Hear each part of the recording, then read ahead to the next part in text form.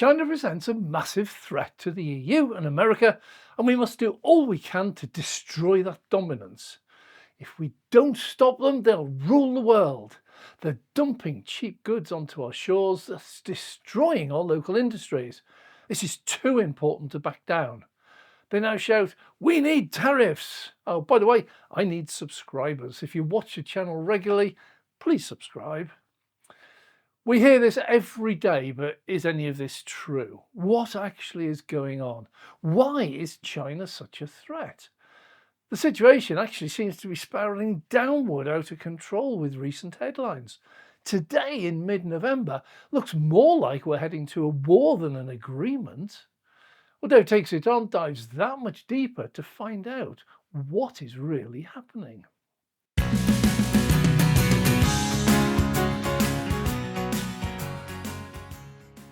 I'm Dave.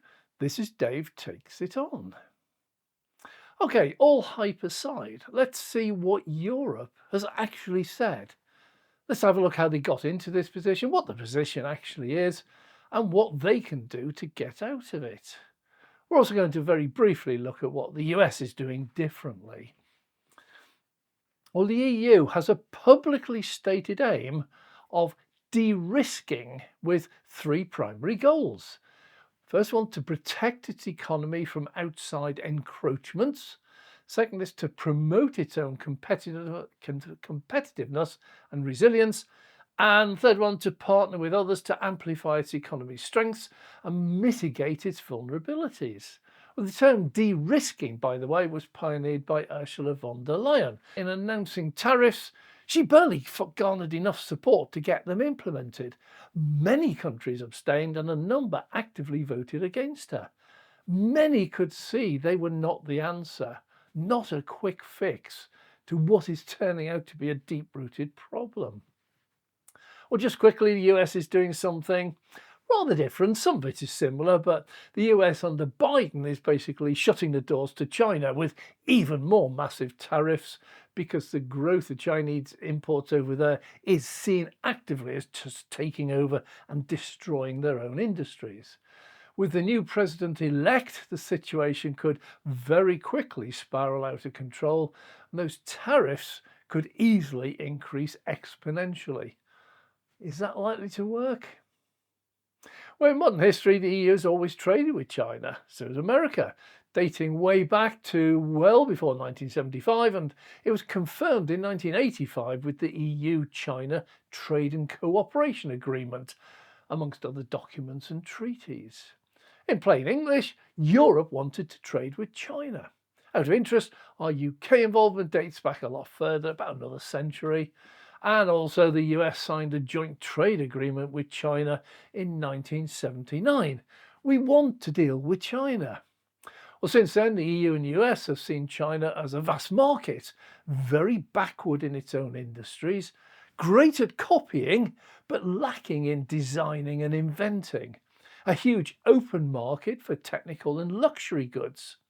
Chinese population, as little as 20 years ago, was still very much a peasant nation, with most people living in villages and the government trying to encourage them into the cities and the industrial areas that were springing up to meet their labour demands. China did not 20 years ago want to open up factories in Europe or America.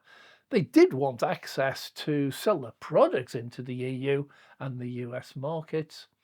The US and EU took an opposite approach in that they both saw China as a place for really cheap labour for making their products cheaper to sell them back at home at a higher profit, as well as being a massive brand new market for their own homemade products, some of those made in China. Win-win. Well, a quarter of a century ago, the rich elite Chinese were an open market for luxury Western products. These were seen at the time as a status symbol, a reflection of their wealth among the poverty. There are far too many companies to mention that shut down manufacturing in their home countries and just moved lock, stock and barrel to China. As recently as 2015, Mercedes-Benz opened up an engine remanufacturing and gearbox centre in Shanghai. We need China. Back in 2012, Mercedes-Benz Reddit users were commenting on buying official parts from Mercedes-Benz that are stamped made in China. Hardly the quality brand. The one factor overlooked by everyone appears to be the belief that the Chinese were very good at copying. You see, at first Western companies supplied the manufacturing equipment, they set up the production lines, they trained the workers, they employed their own quality control department and staff. But gradually, unknown to the West, the tide started changing. Well, back home, with the Chinese now making all this stuff for them, the West no longer needed to make as much themselves, using their higher paid workers in their home countries. So they began losing jobs gradually, and with that, they also lost skills. On the other side of the world, the Chinese were indeed copying. They copied their training, then gradually took over quality control with their own workers, trained for by the West. And with the West demanding ever lower prices and faster production rates, they began to at first creep ahead of the trainers and masters from the West. The workers got really very efficient at working at very high rates, while the huge factories set up by the West and making goods for the West began an endless upgrade process. To maintain profit margins, the factories evolved into highly efficient, low-cost production centres that were unrecognisable to what the West had installed. And the Chinese costs tumbled. While the West firmly believed itself to be in control and screwing over China for every penny or cent they could, getting cheaper and cheaper products, the reality was that the Chinese factories were by now barely ticking over at the same time as making huge increased profits. And now, with the spare capacity available, they started to look outside. Using machines originally designed, supplied and installed by the Western companies, they had evolved into a giant manufacturing centre of excellence and had plenty of spare capacity. If they made iPhones and iPads for Apple, for example, in the West, why not just copy it? They knew the supply chains, they knew how to put them together, they had all the equipment, they had spare capacity. But they didn't want to just use it like that. They took the iPhones to their plastic injection moulding firms locally and got them to make almost the same, just a few differences to avoid direct copyright claims. Same with metal frames, circuit boards, batteries, even the boxes they packed them into. And they started making pretty good smartphones for their other markets, like Malaysia, but principally they targeted India.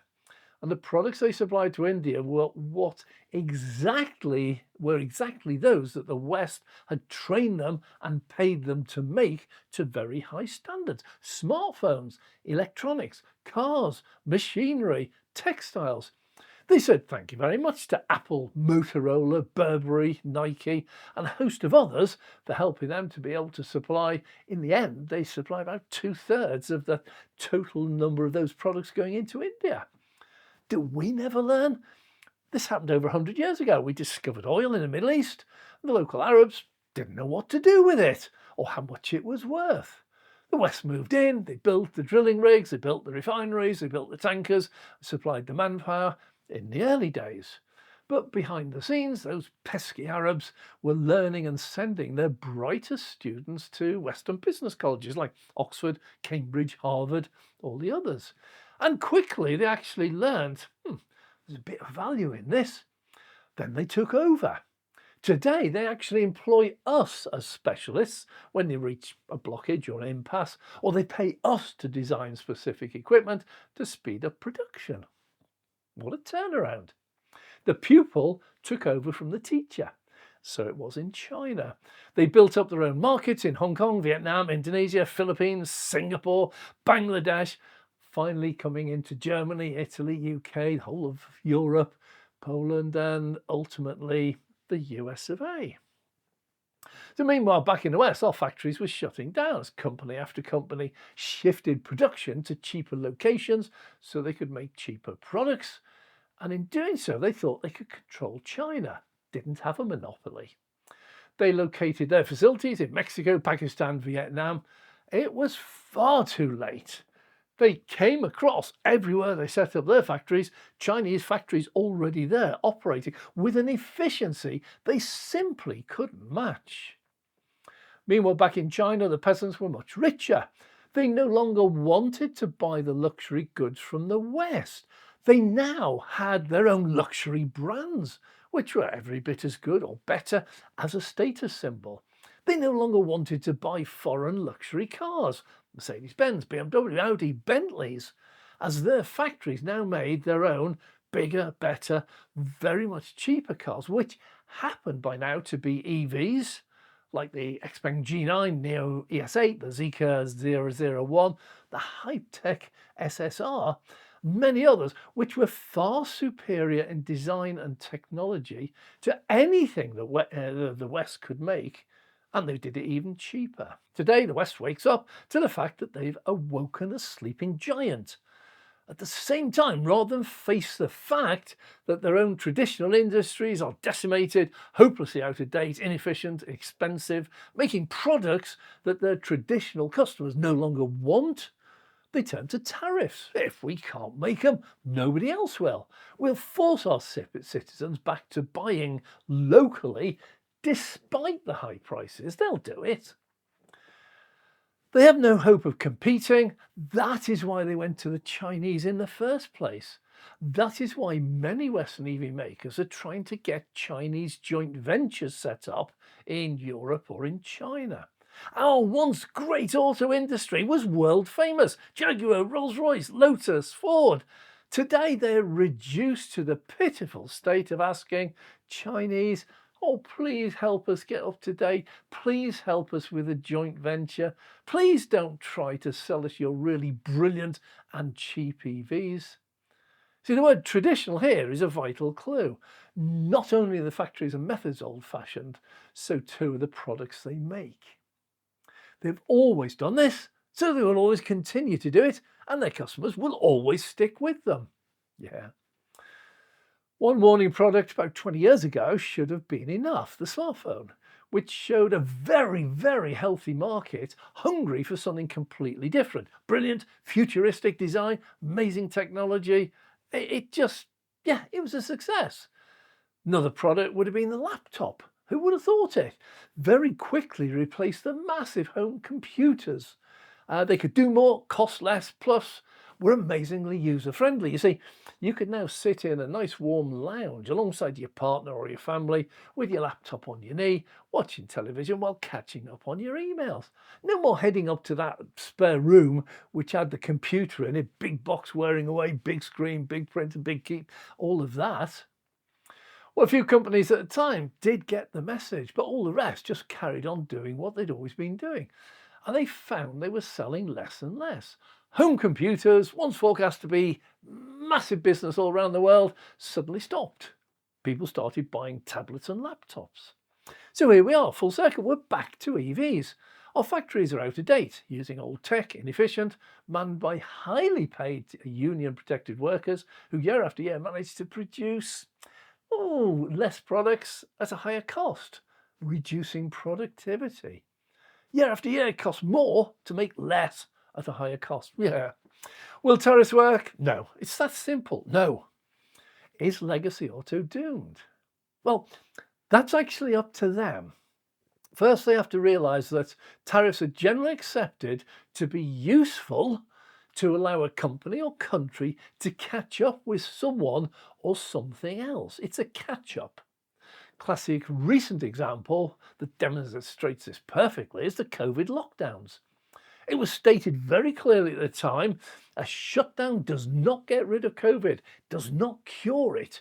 What it does, it gives us some desperately needed breathing space to ramp up the hospital beds, ramp up production of vaccines, ramp up delivery of PPE and a dozen other things. They knew perfectly well that once the lockdown ended, COVID would be back with a vengeance, and so it proved. But if we were better equipped and better prepared and better able to tackle it, the lockdowns will prove to have been valid, if not vital. Tariffs are the same. They won't stop the Chinese from making better, cheaper EVs. Tariffs will not allow us to build our own cheaper, better EVs locally unless we make a lot of other changes. We have to switch our manufacturing to 100% EVs, go all in, the Chinese have. We also need to get our production methods into higher rates of production, our designs to modern EV standards, and our technology to the very best it can be. No second best. There is absolutely no sign of any of this happening. In fact, quite the opposite. They're shutting down a lot of what they've already done. Can it be done? Yes, it's been done. One companies make a staggering profit only making EVs. It took them just under 10 years to revolutionize the industry, manufacturing design and product, and another 10 years to become truly successful, break into a profit. Indeed, twice it was on the verge of bankruptcy. So it's possible, but if they in their arrogance, the auto legacy, think they can flip a switch and start making a profit tomorrow, next year, or even before 2030, they need a rethink. It will be a long, slow battle and many will not make it. But for those who do, the rewards are amazing. And for those viewers who cite Chinese EV companies making huge losses, many going out of business, that's exactly what I've just said. It took the most successful one, the only one, 10 years to develop its product line to a point where it could succeed, and a further 10 years for it to become profitable. Every single one of the companies that have gone bust in the West, like Fisker, Lordstown, Faraday, Nikola, none of them had even reached the 10-year mark. None of them had produced a finished product that would sell profitably. They were barely halfway to success, ran out of money. Likewise with the Chinese companies. Many of these existed a mere handful of years, propped up by hefty government subsidies and support, and still they couldn't make it. Some have, and some are profitable. Many more companies will go bust, but many more new ones will spring up. There's always someone out there trying. Well, let's hope a few of the legacy auto make it through to profit and success. It won't be many, and it won't be because of tariffs. Tesla proved they're not needed. I'm Dave.